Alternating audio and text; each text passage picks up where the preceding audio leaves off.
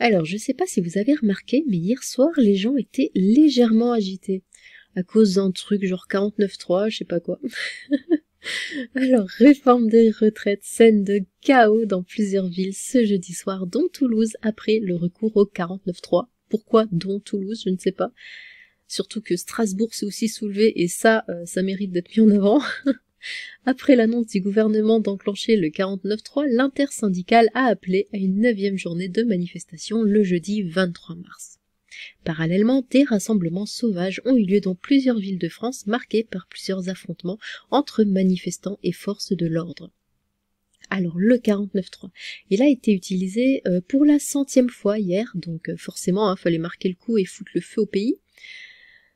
La 100e fois, mais sous le gouvernement Macron, il a été utilisé 12 fois en tout. Donc c'est Édouard Philippe qui l'a utilisé une seule fois et Elisabeth Borne qui l'a utilisé quand même 11 fois. Mais le grand gagnant est Michel Rocard, 28 fois. Lui, c'était un premier ministre, je crois, qui était en fonction de fin 80, fin des années 80, début des années 90. Voilà, donc on a encore de la marge, on n'est pas les pires. Voitures enflammées, jets de lacrymogènes, heurts avec les forces de l'ordre. Les tensions qui ont émaillé l'hémicycle hier au moment où le gouvernement a décidé d'enclencher le 49.3 se sont cristallisées dans la rue. L'intersyndicale a appelé ce mercredi à des rassemblements locaux de proximité ce week-end et à une 9e journée de mobilisation le jeudi 23 mars dénonçant la responsabilité que porte l'exécutif dans la crise sociale et politique qui découle du 49.3, véritable déni de démocratie. Aujourd'hui, c'est ce mouvement social exemplaire qui démontre que le président de la République et son gouvernement sont en échec devant l'Assemblée nationale, disent les 8 principaux syndicats français dans leur communiqué. Dans un communiqué distinct, le syndicat étudiant L'Alternative a appelé les étudiants à tenir des assemblées générales dès vendredi pour bloquer leur lieu d'études et à se rapprocher des secteurs en grève, à repérer et bloquer les axes routiers, les gares, les ports et aéroports à proximité pour soutenir les travailleurs. 120 interpellations à Paris.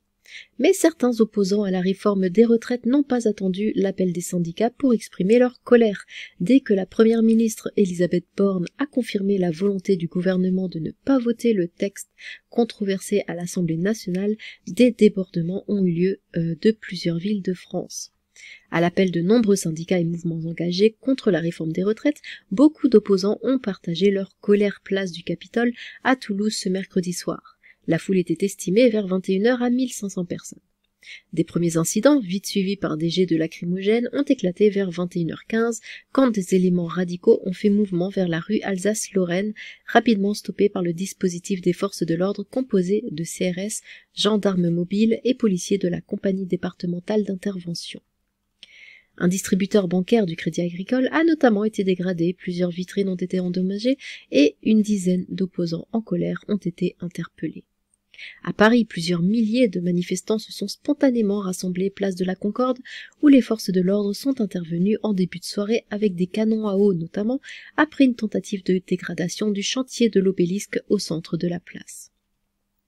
Dispersés de la place de la Concorde par la police, les manifestants ont gagné les rues adjacentes où les tensions sont montées d'un cran. Barrage avec des scooters à proximité de la Madeleine, voitures incendiées, dégradation, 120 personnes ont été interpellées dans la capitale. Des scènes de chaos qui ont également marqué la ville de Lyon, où la mairie centrale de la ville a été caillassée sur la place des terreaux par une foule hors de contrôle, selon certains élus. Des incidents ont aussi éclaté dans d'autres villes comme à Marseille sur la Canebière, où des jeunes masqués ont fracassé la vitrine d'une agence bancaire et un panneau publicitaire, tandis que d'autres ont mis le feu à des poubelles au cri de « à bas l'État, les flics et le patronat ». À Amiens, où 1000 à 1500 manifestants ont défilé selon la préfecture, les CRS ont fait usage de gaz lacrymogène, tout comme à Lille.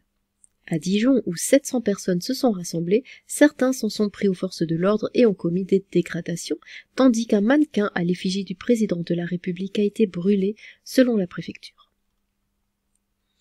Des incidents ont aussi éclaté dans d'autres villes. À Nantes, où environ 3500 personnes se sont rassemblées en début de soirée, selon la police, l'ambiance s'est rapidement détériorée.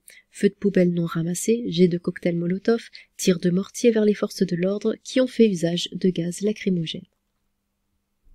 La patronne des députés Renaissance, Aurore Berger, a demandé jeudi soir au ministre de l'Intérieur Gérald Darmanin de mobiliser les services de l'État pour la protection des parlementaires de la majorité, pris pour cible par des opposants à la réforme des retraites. Je refuse de voir des députés de mon groupe ou tout député de la nation avoir peur de leur expression individuelle, peur de voter librement car ils craindraient des représailles, a écrit Aurore Berger dans un courrier au ministre dont l'AFP a eu copie. Du coup, je vous propose de voir quelques sympathiques vidéos de cette merveilleuse soirée au coin du feu.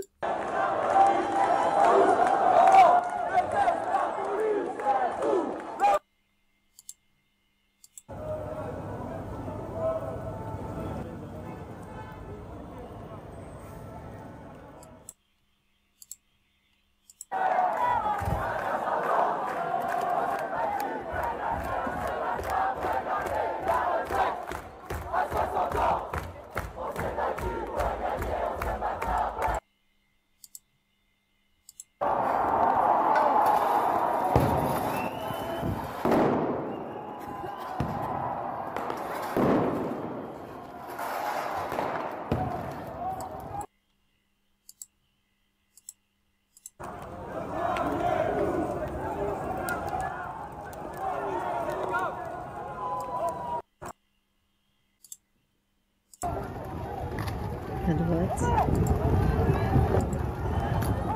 à gauche, à droite, à gauche.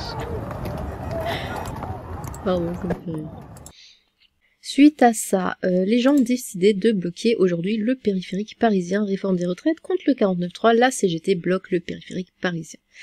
Une mobilisation surprise a eu lieu sur le périphérique à Paris et des dizaines de manifestants bloquent la circulation à hauteur de la porte de Clignancourt.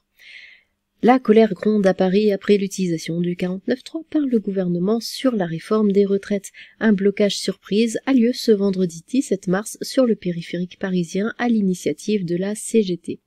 Plusieurs dizaines de manifestants syndiqués bloquent ainsi la circulation au niveau de la porte de Clignancourt, dans le nord de Paris, en agitant des banderoles et des fumigènes, comme vous pouvez le voir dans les vidéos ci-dessous. Donc il n'y a pas, mais j'ai celle-ci. Dispersez-vous, faites des petits groupes parce qu'il ne fallait surtout pas être repéré par la police. Et l'effet a réussi parce que tous ces petits groupes ont... Encore celle-là.